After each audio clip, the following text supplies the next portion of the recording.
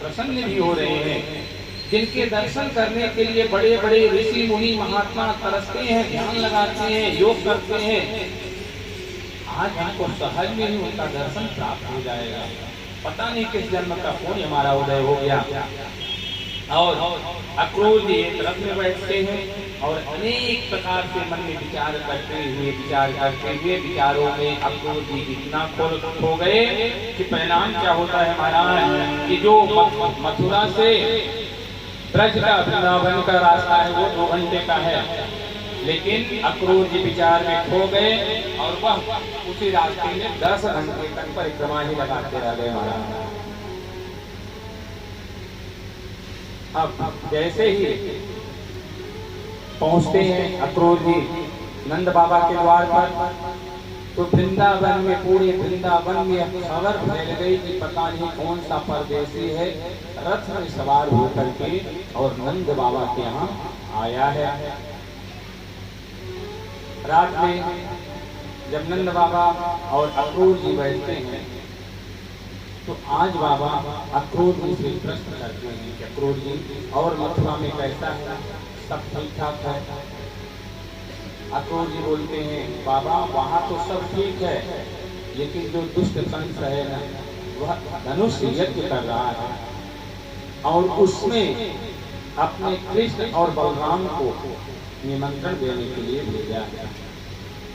जब अक्रूर जी बाबा को ये बता रहे थे उस समय माँ यशोदा वहां खड़ी खड़ी बात को सुन रही थी।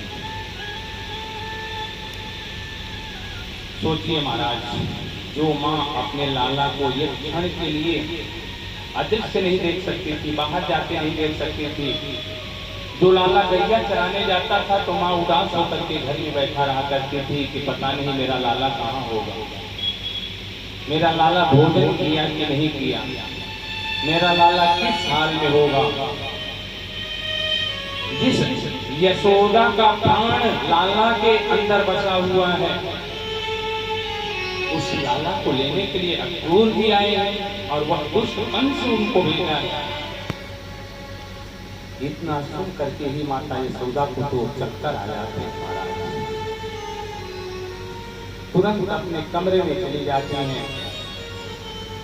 मेरे गोविंद माँ यशोदा के कमरे में आते हैं, आवाज लगाते हैं मैया मैया मैया, एक किनारे बैठ करके रो रही है,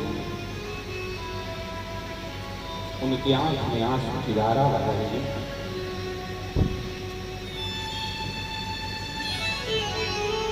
मैया के मुंह से आवाज नहीं निकल रही है कि मेरा लाला मुझे बुला रहा है, केवल रोए जा रहे हैं, यही सोच के रो रही है कि आज मेरा लाला मुझसे दूर हो जाएगा, मैं लाला के बगैर कैसे जी पाऊंगी, मेरा क्या होगा। अक्रूर जी भी कैसे बौरा गए कि मती को क्या हो गई, मेरे लाला को लेने आ गया। आंसुओं की धार चल रही है माँ यशोदा की आंख से। गोविंद पुकारते हैं मैया मैया,